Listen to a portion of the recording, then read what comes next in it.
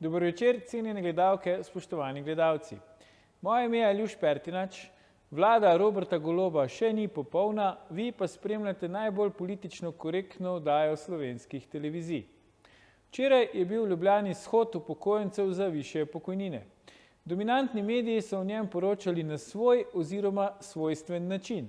Veliko o tem, da zadaj stoji SDS, da ga organizira pravnomočno obsojeni kriminalec, bolj malo oziroma nič pa o tem, da so pokojnine začetkom tega leta padle za 4,5%. Če je namen dober, če se vse drži in če javni uslužbenci upravičeno, da se razumemo, zahtevajo višje plače, potem imajo tudi upokojenci pravico, da zahtevajo višje penzije. Kdo stoji zadaj, je pri tem povsem nepomembno. Sedaj pa se lotimo 82. oddaje legendarne 6. sezone Faktorja na TV3. Resnica boli, komentarji še bolj. Danes bomo za vas komentirali popolna vlada, kaj manjka Golobovi vladi, da bo popolna. Končno stojim na tem mestu s popolno vlado, je dahnil premier ob potrditvi nove sestave in številčnosti vlade in se seveda zlagal. Kaj manjka Golobovi vladi, da bo popolna, nam bosta povedala naša stalna komentatorja Tino Mamić in Marko Pavlišič. Tino, Marko, toplo pozdravljena. Pozdravljen. Dobro večer. Tino, zdaj imamo končno tako vlado, kot so si jo zamislili na začetku, ko se je vlada sestavljala, se pravi z ustreznim številom resorjev, te dodatnimi resorji in tako naprej. Kar nekaj časa smo rabili, da smo do sem prišli, med drugim so bili vmes tudi referendumi na to temo, pa me zdaj zanima tvoje mnenje. Kaj je Slovenija pridobila oziroma izgubila, ker je pač vlada takšna, kot je, zdaj šele februarja, namesto da bi bila recimo junija, takrat, ko se je prvič konstituiral. Ja, če mogoče najprej odgovorim na tisto retorično vprašanje, naslov oddaje, kaj manjka vladi, da bi bila popolna. Torej, Golobovi vladi do popolnosti manjka popolnoma vse. Ok, dobro. Zdaj, govorijo o popolni vladi, dejansko ni popolna, ker od decembra nima enega ministra. Ja. In dejansko je začela delati šele po 9 mesecih. Zdaj, v bistvu to je, lahko rečemo, za nas, za državo, sreča v nesreči. Zato, ker da 9 mesecev niso kaj prida mogli narediti ali pa tudi niso naredili zaradi svoje opravilne sposobnosti ali nesposobnosti, je za nas sreča, ker karkoli ta vlada naredi, praktično vedno udari mimo. In zato se državi, posebej pa gospodarstvu, dela velika škoda in zato je sreča v nesreči, da malo delajo, ker je potem manj škode. Tako da smo lahko samo srečni, da je vlada tako opravilno nesposobna, da se potem nič ne zgodi skoraj. Če pogledamo recimo za ta zadnji fiasko, ko je Golob šel k sodnikom na občni zbor Društva sodnikov in tam na presenečenje vseh, pa tudi na presenečenje svojih sodelavcev in svojih soministrov, izjavil, da bodo vsi dobili dodatek 600 evrov. Že takrat so seveda mnogi dvomili v to in danes se je v bistvu izkazalo, da iz tega ne bo nič, ker se to ne da, ker se pač tako ne moreš kar zmisliti, nekaj povedati in obljubiti in narediti. In to je pač en tak simbol, kako ta vlada vlada, zato upam, da bo še naprej čim manj naredila. Ok. Se pravi, če te prav razumem, lahko držimo pesti, da ne bo popolna do konca mandata. No, sicer tukaj en minister manjka, tako da zdaj bo, preden bo postala ta vlada operativna, bo minilo še par mesecev, ker zdaj je treba pač mize prenašati in določati pisarne in vse to in s takimi stvarmi se ta vlada oziroma vsaka birokratska vlada ogromno časa porabi za to, kar je, kot pravim, na našo srečo še dolgo časa ne bo nič naredila, tako da počakajmo. Se mora pa tudi sama, dejansko se niti sami ne vejo, kaj bodo počeli ministri. Recimo Ministrstvo za solidarno prihodnost, v bistvu mi ne vemo, poznamo toliko par besed iz te teorije filozofske oziroma sociološke, o tem, kaj je ekonomska demokracija, ampak tega v bistvu še slovenski teoretiki ne vedo kaj dosti. Celo, če pogledamo na Wikipediji, sploh nimamo gesla v slovenščini, zdaj imamo pa Ministrstvo za gospodarsko demokracijo. Tako da to bo še precej soče preteklo, preden se bo kaj naredilo. Marko, zdaj, kaj smo na slabšem ali na boljšem, da je vlada rabila toliko časa, da je postala skoraj popolna, ne? Če rečemo prizanesljivo? Ja, jaz bi dodal, manjka je v bistvu ministrica, ne? Ker ministrica je odstopila. Pa jaz imam včasih... Ni nujno, zdaj je vprašanje, veš, zdaj so moderni časi, vprašanje, kaj to bo. Ampak glej, če odstopila ministrica... Minister pa vse vmes, ne, ko bi rekel naš kolega Janez Zupan. Pa včasih imam občutek, da manjka je tudi finančni minister, ne, ta sicer... Bo rekel, je pogrešan vem, da ga imamo, da je imenovan, ne? Ampak ko so bili govora o povišanih plač v javnem sektorju in po raznih segmentih in ko se je lomastilo v bistvu po javnih financah iz tega vidika, ne, sem pa kar pogrešal, da bi se oglasil in da bi dvignil svoj glas. Ne? Tako da morda poleg ministrice za notranje zadeve, ne vem, zgleda, da tudi minister za finance bolj manjka ali pa pač se je po svetu nekim drugim zadevam. Drugače sem pa jaz vesel za gospoda Goloba, da ima sedaj popolno vlado po njegovih besedah, zdaj pa končno lahko bi tu pokazali, kaj zmorejo. Ne?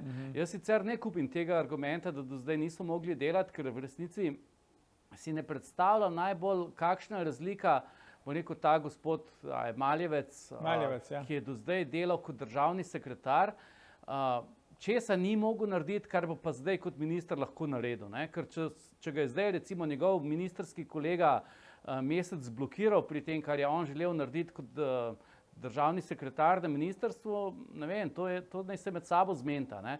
Ampak jaz mislim, da državni sekretar ima še redek privilegij, da ni obremenjen z raznimi, bo rekel tako, udeležbami na pasih procesijah in se dejansko lahko bistveno bolj posveti delu. Ne? Sedaj, ko je gospod Maljevec postal minister, bo imel po mojem manj časa, kot ga je imel na voljo prej. Ne? Tako da tu si jaz ne predstavljam najbolje, kaj dejansko bodo s tem naredili, ampak želim jim pa vse najboljše. Veš kaj, mogoče minister za finance deluje bolj za kulisja, ne? Ker ne vem, če veste, ampak njegova soproga uči na fakulteti, ki je dobila 30 novih študentov. Sicer ne vem, kaj točno ima ona od tega, ampak je pa zanimivo dejstvo, glede na to, da vemo, kako se je ta opis spreminjal, ne, z intervencijo tako kot v prejšnji vladi, ne? Ja, samo drugače, ne, ko v prejšnji vladi je potem bila še neka široka razprava na to temo, ne. Zdaj je bila pa dosti intervencija predsednika vlade in je takratni rektor, zdajšnji resorni minister pač hiter odvognil. Zdaj, se pravi, vlada še ni popolna, ker ni pač notranjega ministra, pa dajmo se najprej mogoče tu ustaviti, če vam je prav. Ne? Vemo, Tatjana Bobnar je odstopila, veliko črnila, veliko vode, ker nekaj je že od takrat preteklo, nikakor se ne najde, ne? Zdaj primernega kandidata, da bi jo nadomestil. Zakaj po vajenem mnenju toliko časa traja, da pač najdejo človeka? Takrat, ko je bilo treba narediti največjo vlado v zgodovini, ne, z 20 resorji, se je trlo kandidatov, zdaj pa v bistvu za enega ga pa ne najdejo. Je to tako problematičen resor ali mislite, da so kakšni drugi razlogi za to?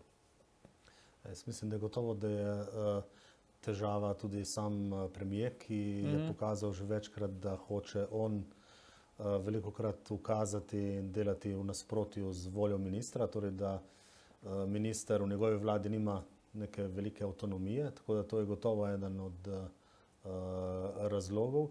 Drugo je pa tudi sama negativna selekcija, ne? Ker kdo iz gospodarstva, kdaj bo en direktor iz gospodarstva pustil firmo, ker ima plačo 4000 evrov ali pa 3000 evrov in da bo šel potem na malo manjšo plačo za ministra, kjer ga bodo potem praktično do konca življenja mediji, recimo, če uporabim izraz iz slenga, nabijali. Ne? Torej zelo nehvaležna funkcija je. In za resne gospodarstvenike ali pa resne zon politikov, ne, tudi resne politike sploh ni. Ne. Dejansko se takim ljudem ne splača. V vlado gre res nekdo, ki je, če rečem, zaljubljen v politiko ali pa ki to res čuti kot neko poslanstvo in bo zato delal tudi na pol zastonj, ali pa nekdo, ki si bo okoristil, ne, z svojimi zvezami.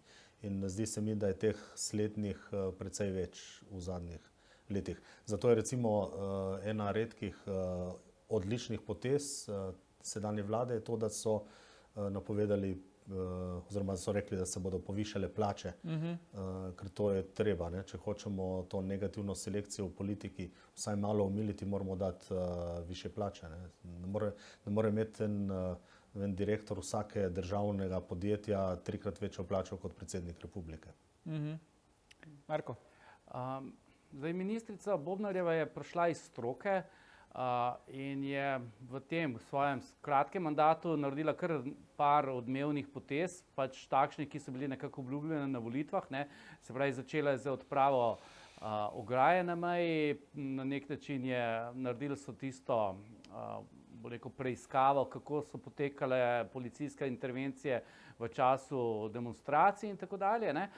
Ampak vse to ni zadoščalo, ne, in odstopila je po svojih besedah, zato ker ji pač ni bilo dopuščeno strokovno delo.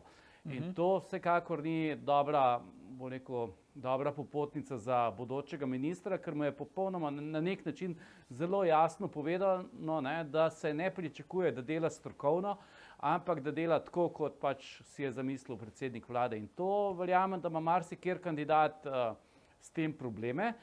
Ne nazadnje, minilo je že kar nekaj mesecev od te vlade, kar pomeni, da te vladi manj mesecev preostaja, ne.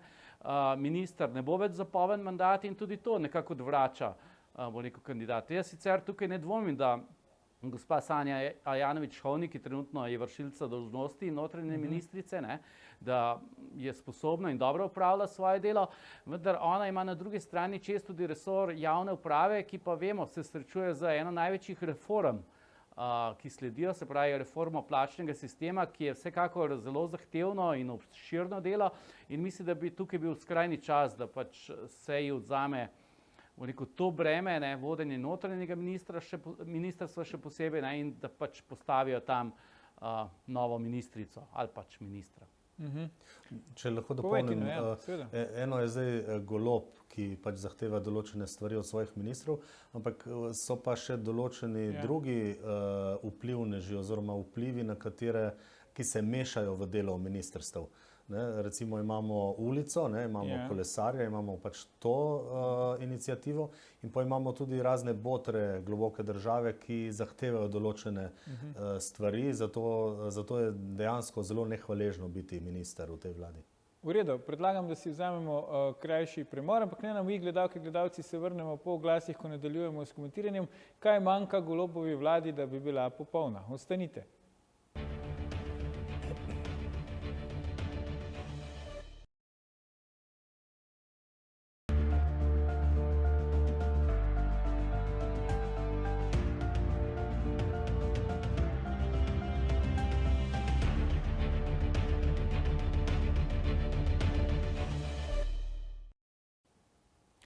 Ponovno pozdravljeni. Z nami sta še vedno naša stalna komentatorja Tino Mamić in Marko Pavlišič. Pogovarjamo pa se o tem, kaj manjka Golobovi vladi, da bi bila popolna. Če sam še par stavkov namenimo resorju za notranje zadeve, preden gremo naprej, če vam je prav, zdaj omenja se v zadnjih dneh, da bi naj bil kandidat tudi Boštjan Poklukar, ki je že bil minister za to področje v vladi Marjana Šarca. Kaj vidva pravite na to, če do tega pride? Nekako se mi zdi zanimivo, ne? Da je ta vlada Goloba je nek skupek nekih čist novih ljudi, ne? Za marsikoga prej praktično nismo slišali, po drugi strani pa neka reciklaža teh nekih starih kadrov. Kaj vidva pravite na to kombinacijo? To v bistvu skrbi, ne? Oziroma to je v nekem smislu nedemokratično, da se reciklirajo kadri iz vlad, ki je propadla, ki je izgubila volitve, torej legitimno se je postala del zgodovine in da se potem tako na zadnja vrata jih v bistvu vleče nazaj noter. Hkrati pa so imeli polna usta in mediji in politiki o novih obrazih, o tem, kako je treba nove ljudi, strokovnjake in tako naprej. Tukaj pa ni ne novih ljudi, ne strokovnjakov. Tukaj, ne vem, zanimivo je recimo primer, zdaj sicer šaltam, ampak recimo primer tega ministra za vzgojo in izobraževanje, ki, če pogledamo njegov CV, ne, doktor matematičnih znanosti, ki je učil v matematiko v srednji šoli in na fakulteti in je bil v nekih odborih za maturo strokovnih. Ne. Zdaj, on je odličen matematik, ogromno ve o matematiki, ampak vzgoja in izobraževanje, torej celotno šolstvo, ne, vse osnovne šole in vrtci, mislim, to pa, kakšna referenca je to? Ne? Torej, človek praktično brez nobene reference, brez CV-ja, se reče temu, tudi brez političnih izkušenj postane minister in bo zdaj skrbel za vse za ravnatelje, za celoten sistem. Ne? To je neresno, se mi zdi, ne? To na tak način, ko se spravljajo. Tako da z tega stališča je mogoče celo dobro, da pride polen bivši minister. To je gospod Felda, ali kako je že? Felda, ja. Ja. Darjo Felda. Kar je meni padlo v oči, je to, da na tem vrhu koalicije, ne, je on vseeno sedel za tisto osrednjo mizo, ne, kjer so bili samo izbranci. Tako da to me je kar malo presenetilo, ampak očitno ne vem, ima neko moč tam. Ne. Zdaj, drugače se pa vrnemo na gospoda Poklukarja, notranjega ministra. Zdaj, meni se ne zdi to tako narobe, da nekdo, ki je že bil minister, da ponovno postane minister, ne nazadnje bo verjetno precej hitreje lahko zagrabil za delo, ne. Sploh, če je v svojem, bo neko prejšnjem mandatu že pokazal neke kvalitete in se izkazal kot minister. Jaz se pri gospodu Poklukarju se probam spomniti karkoli povezanega z njim, pa se v bistvu nič ne spomnim, ne. Kar pomeni, je to plus ali minus? Kar pomeni, da v bistvu izgleda verjetno nekih hudih afer ni imel, ne. To je pa približno to. Dobro, sej, afere so tudi neki, afere ponovadi kažejo, da vlada nekaj počne, ne? Zdaj je lahko dobrega, slabega, ampak če nič ne dela, potem je verjetno bolj malo afere, pa so afere iz dolgega časa. Ampak tole me zanima, Tino, Marko, ne? Zdaj imamo pač resor za digitalno preobrazbo, imamo resor za gospodarsko demokracijo oziroma solidarno prihodnost, ali kako se mu že reče, ne? Tudi služba vlade za pač kohezijske sredstva pač je postala ministrstvo. Skratka, tle so neke, ko bi rekel, neke vsaj pro forma, neke usmeritve, ne, se dajo iz tega ven izluščiti, kaj bi ta Golobova vlada rada počela, kam bi rada dajala poudarek. Pa me zdaj zanima to vajino mnenje. Je to tisto, kar Slovenija ta hip potrebuje in kar je recimo manjkalo prejšnjim vladam? Jaz mislim, da ne, zato ker Slovenija potrebuje neke gospodarske spodbude, ne? Potrebuje neke nove gospodarske politike oziroma sprostitev gospodarstva, liberalizacija, da bodo podjetniki lahko zaživeli, da se malo sprosti vzdušje, da se sprosti davke. To potrebuje država v tem trenutku. Ne?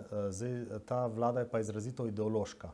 Ne? Ukvarja se z ideološkimi temami in jih ideološko jemlje. Recimo, če pogledamo državno zdravstvo, oni govorijo, da so za javno zdravstvo, da so za državno zdravstvo proti in da bi najrajši vse koncesionarje ukinili. Čeprav je to za davkoplačevalce slabo, ne? Ker koncesionarji so za državo bistveno cenejši, kot je državno zdravstvo. Ne? Torej, javno zdravstvo preko zasebnikov je ceneje in tako bi se morala vlada v bistvu obnašati gospodarno. Tako da je nelogično, da se sploh zavzema za to, da bi ukinili koncesionarje in očitno je to zaradi pač neke ideologije, ker logike v ozadju druge ni. Ne? In podobno se obnaša tudi glede teh novih ministrstev, posebej za solidarno prihodnost. Gospodarska ekonomija je pač, oziroma gospodarska demokracija je nek nov pojem v filozofiji, v marksizmu, ne, lahko rečemo sodobnemu marksizmu, ki je zelo, torej znašli smo se na spolzkem ledu, zato ker je v naši ustavi je zapisano, da imamo svobodno tržno gospodarstvo, ne, da imamo kapitalizem, z eno besedo.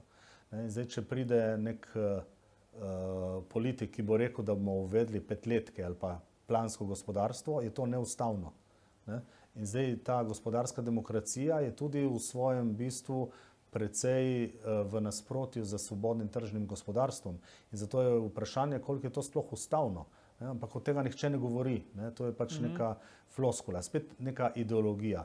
In tukaj, če bi se vlada bolj ukvarjala z konkretnimi stvarmi, recimo s tistimi idejami, ki jih zagovarja sodobna evropska in svetovna levica, bi bilo veliko bolje, kot da se ukvarjajo s temi brezveznimi ideološkimi stvarmi, ki samo stanejo vsak dan več.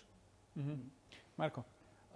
Zdaj, področje digitalne preobrazbe pa kohezije oziroma recimo črpanje evropskih sredstev sta definitivno dve zelo pomembni področji za Slovenijo in na obeh je potrebno delovati. Zdaj, kaj pa dejansko pomeni to, da bo zdaj to pod nekimi novimi ministrstvi in koliko se bo več zaradi tega naredilo, bi pa morda odgovoril s vprašanjem, koliko več krompirja bi pa posadili, če bi ustanovili ministrstvo za poljedelstvo. Po mojem bo vsak kmet zelo jasno povedal, da se krompir ne sedi na ministrstvu, ampak na njivi. Tako da jaz ne bi tukaj nekih velikih upov polagal, da bo to karkoli, bo rekel, da bo povzročilo preboj na tem področju.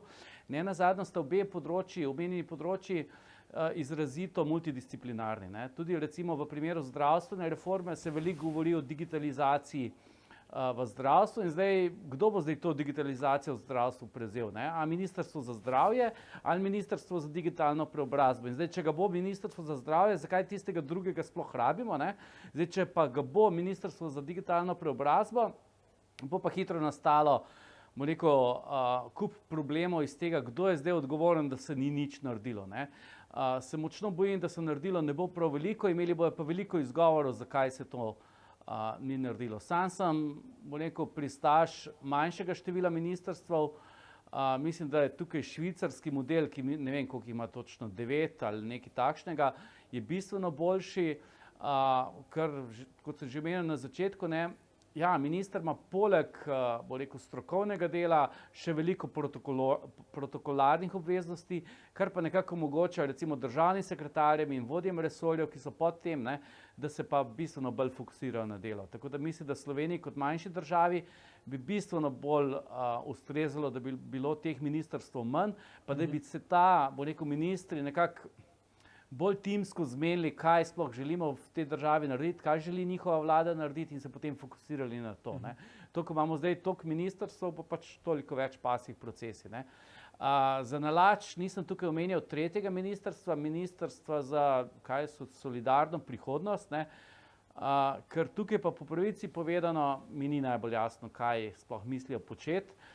Vem, da ne bi bilo področje stanovanjske gradnje, se pravi, potem področje dolgotrajne oskrbe, pa še eno področje je zraven, ampak tu gre, jaz bi rekel, da je to bolj ministrstvo za stranko Levica. Zdaj, kaj ne počne ministrstvo za stranko Levica drugega, kot pač krepi svojo bazo. Kar pa mislim, da ni nekaj, s čimer bi se morala ukvarjati vlada.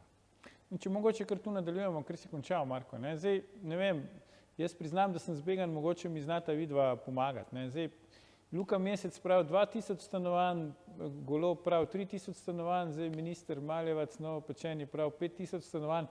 Koliko bo zdaj teh stanovanj? 10 pa roka, evo. 10 do konca mandata ali 10 000 vsako leto? Se vama to zdi realno, recimo 5000, ajde, vzamemo najnižjo skupno številko, 5000 stanovanj zgrajenih do konca mandata. To se mi zdi za Slovenijo kar visoka številka. Kaj vi da pravite na to? Meni se zdi nasploh narobe, da se tako rešuje stanovanjska problematika, da se rešuje... To malo spominja na 5-letke, ko si prej omenil. Bi bilo bolje, da bi se olajšalo ljudem, da bi sami gradili. Ne pa zdaj, da bojo spet nove soseske v Ljubljani. Tako da tu gre bolj za neke obljube, se mi zdi, kot za kaj realnega. Ker to vendarle veliko stane. Je pa spet to, kot sem prej rekel, neučinkovito, ker pač nekaj delaš, kjer boš ogromno denarja porabil, kaj bo prišlo ven, pa je vprašanje. Vsekakor pa je treba opozoriti to, da je tu vlada vsekakor požrla svojo predvolilno obljubo, ker so govorili o mislim, da 25,000 novih stanovanjih. Ne. Zdaj 5,000 je bistveno manj. Ne. Ampak to je tako, kot recimo, ko so rekli pred referendumom, da zaradi novih ministrstev ne bo nič več novega denarja, torej da bo cena politike ostala enaka, ampak dejansko zdaj z rebalansom proračuna so požrli svojo besedo. Tako da tu mi je žal, da mediji ne opozarjajo malo bolj na to, kaj so vse Golobovi rekli pred volitvami. Kaj ti praviš na ta stanovanja, Marko? Je to zdaj pač neka cena, ne vem, kolektorju za podporo in komu drugmu še? Bojo gradbeniki profitirali, ne vem, zaposleni v teh gradbenih firmah ali kdo tretji? Če vzamemo najnižjo cifro od teh, se pravi 2000, mislim, da 2000 stanovanj je že kar zgledna soseska, ne? Zdaj, da bi vsako leto eno tako sosesko zgradili, se meni zdi kar ambiciozno, če uporabim ta izraz, ne? Ampak jih bomo sodili po dejanjih, pa bomo videli, koliko bojo dejansko realizirali. Jaz sicer se mi zdi, da nič ni prav hudo narobe, če tudi država deluje na tem področju, je treba pa paziti, da ne bo dejansko, bo rekel, denar potem šel v roke prijateljev, se pravi, da bojo prijatelji gradili, ne, ker vsi vemo, da če gradijo prijatelji, se potem bolj kot z betonom gradi z aneksi, ne. Pa potrebno je paziti potem, ko se bo oddajalo te zadeve, oziroma kako bo to, ko se bo oddajalo in po kakšni ceni se bo oddajalo, ne, da ne bomo potem morali to vsake 2 leti nekako dokapitalizirati, ta sklad ali kakorkoli bojo že to organizirali, ne. Če uspejo to nekako zapeljati na ta način, da bo rekel, se gradilo po nekih tržnih pogojih in da se bo oddajalo na ta način, da potem ne bo potrebna dokapitalizacija vsaki 2 ali pa 3 leta, potem zna biti to dobra zgodba, ne? Ampak bo rekel, ena soseska na leto, meni se zdi to relativno nerealno, no? Ja, pri čemer je eno leto že mimo, ne? V drugem letu smo pa tudi že v drugem mesecu. Mislim, sicer pa vsi vemo, ne, da ti zgradiš blok, koliko porabiš časa, ne? Ene 3 mesece pa stoji, ne? Ja.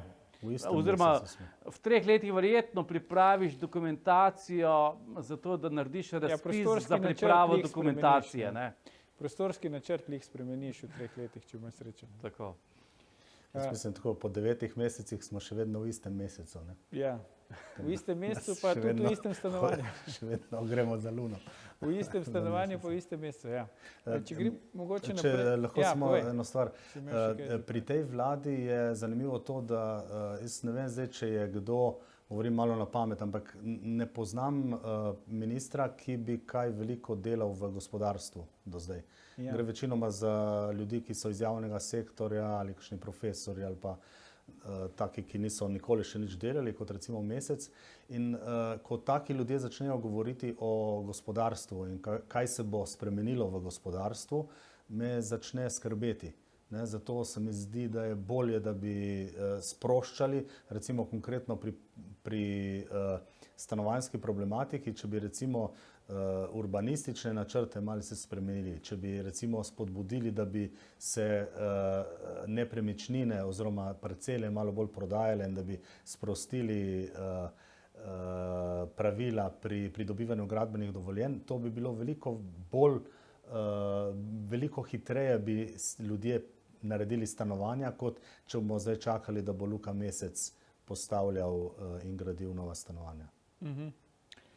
Če gremo še mogoče na področje plač, ne? Zdaj, ti si že prej omenjal, Marko, ministrica pristojna za javno upravo, ne? Sanja Ajanović-Hovnik, velja za med bolj sposobnimi ministri, ampak če pogledamo plačni sistem, vprašanje, če ga sploh še imamo, ne, v javnem sektorju. Ne pravijo, da ga nimamo več. Da ga nimamo več, ja, zdaj, ne. Bo zgodovina je sodila, bo to nekaj pozitivnega ali nekaj negativnega, ampak vendarle, ne, na kratko smo se tega že dotaknili. Zdaj, pač plače se bojo poviševale, to razmerje med najvišjo pa najnižjo plačo, mislim, da bo iz nekaj čez 4 zdaj šlo na 7.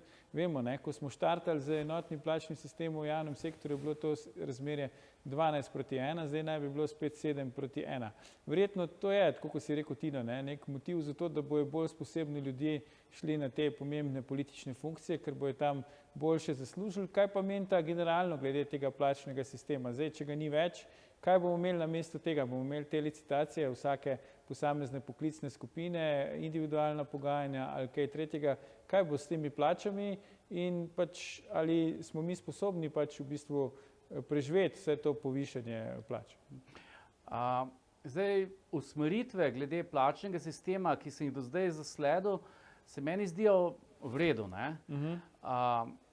Hkrati pa moramo ugotavljati, da so začeli, da plačni sistem ni razpadel sam po sebi, ampak da mu je ta vlada izdatno pomagala. In izdatno mu je pomagala, preden so v bistvu bo rekel, postavili novega. In to se mi pa ne zdi dobra taktika.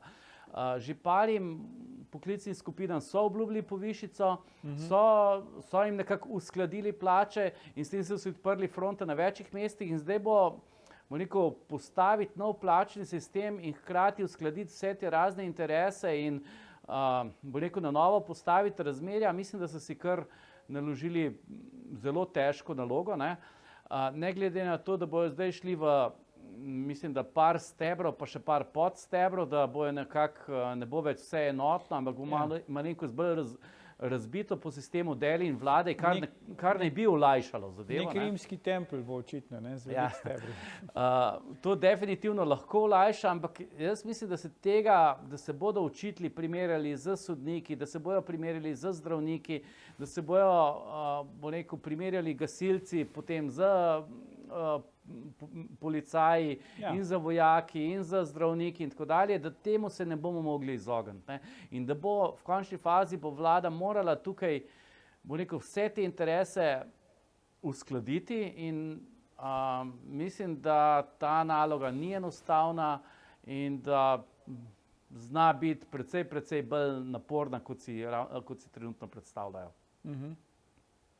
Jaz se strinjam s tem, da je Golob naredil veliko napako, da je dovolil razpad tega plačnega sistema, ker spomnimo se, kaj je bilo, preden se je ta plačni sistem, enotni plačni sistem uvedel. To je prvič trajalo več let pogajanj s posameznimi sindikati, da se je vse skupaj umestilo v neko mrežo. In kaj s tem vlada pridobi? To, da se ne pogaja vsake 14 dni z novimi sindikati, ki štrajkajo, ki stavkajo, ki zahtevajo svoje pravice. In zdaj ta stvar, ki se je toliko let gradila in ki so jo tudi bolj ali manj levičarske vlade, čeprav je Janševa vlada, prva Janševa vlada to uvedla, so potem vse kasnejše vlade to ohranjale. Zdaj oni to rušijo in je škoda, ne zato, ker je to Virant postavljal, ampak škoda je za njih. Oni bodo zdaj imeli ogromno dela, ker se bodo morali ukvarjati s tolikimi sindikati, ker je zdaj prišlo do enega kaosa. Če bi oni naredili decembra, da bi rekli, pač zdravniki gredo v svoj steber, z drugimi se bomo pa pogovarjali v okviru enotnega plačnega sistema, bi se verjetno dalo še zadeve rešiti, ampak tu zgleda, da gre za tisto ihto, ko je treba vse za nazaj uničiti. In da so se zaradi tega odločili, da so uničili ta enotni plačni sistem. In to jih bo verjetno zelo, torej že zdaj se vidi, da ne morejo več obvladovati vseh zahtev in v prihodnosti bo še huje, ker je vprašanje, kdaj se bo naslednji sindikat oglasil, da je premalo plačan. Morda sem še to, dve zadevi sta. Ena je, da naj bi se popravljalo razmerjem najnižjo pa najvišjo plačo na 1:7 iz 1:4 pa 4,2 se mi zdi, kar pomeni v bistvu dvig plač, in po drugi strani naj bi že najnižja plača bila nad minimalno plačo, kar pomeni, tako na spodnjem delu se naj bi dvigalo in s tem vse ostalo, plus še najviše naj bi se dvigane, plus vsi vemo, da popravljanje razmerij gre lahko samo na način, da se nekomu dvigne plača. Na ta način, da boš nekomu spustil, pač enostavno v javnem sektorju to ne gre. Ker pomeni, to so 3 fronte pritiska za dvig plače v javnem sektorju. ob odsotnosti finančnega ministra in ob recimo slabih napovedih za prihodnje finančno stanje, ne, mislim, da bo kar zanimivo. No.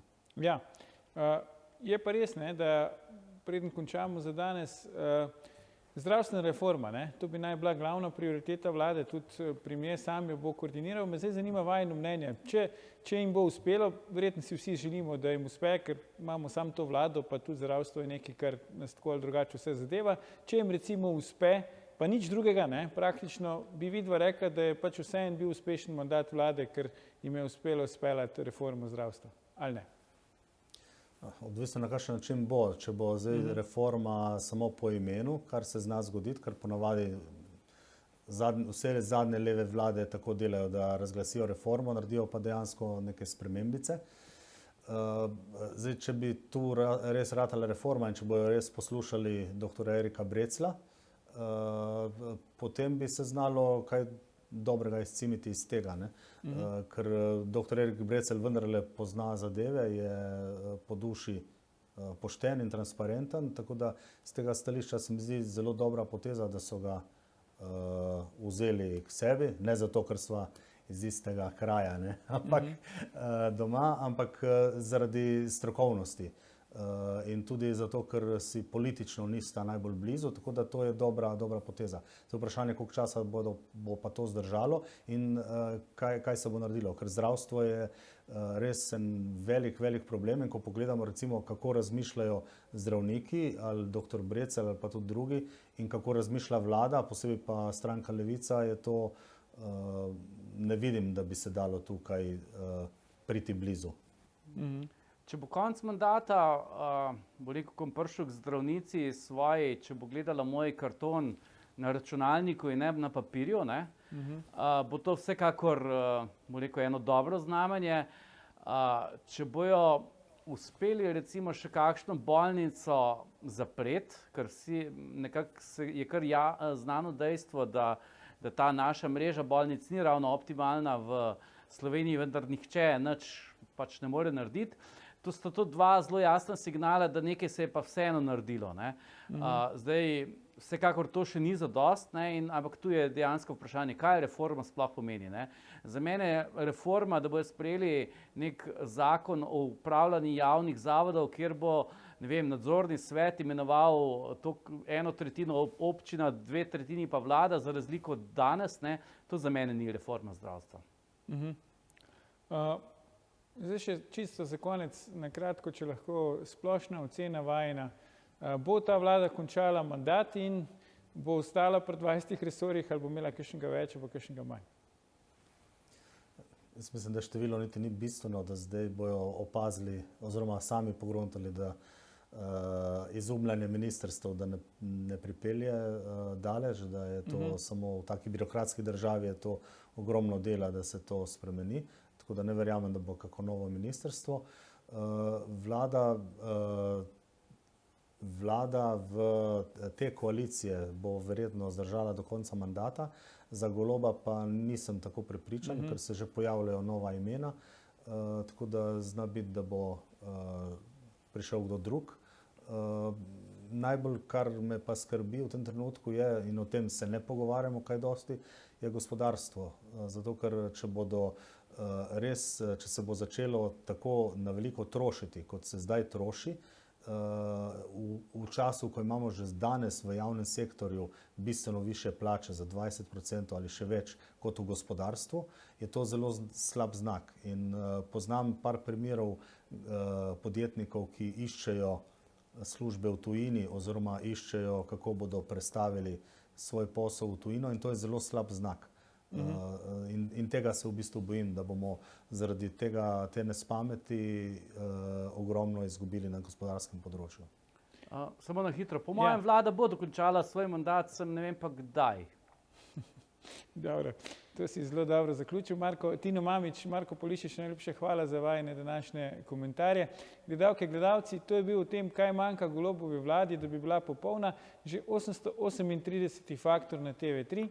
Gledajte našo oddajo tudi ta konec tedna in naslednji teden, ko Faktor odhaja na zaslužene počitnice. Za vas smo pripravili jagodni izbor najboljših oddaj te sezone. Mi pa se v živo spet vidimo prihodnji ponedeljek, ko bomo komentirali, kako je biti hendikepiran v naši družbi. Ne zamudite, predvsem pa ne pozabite. Ni vseeno, kdo kaj reče.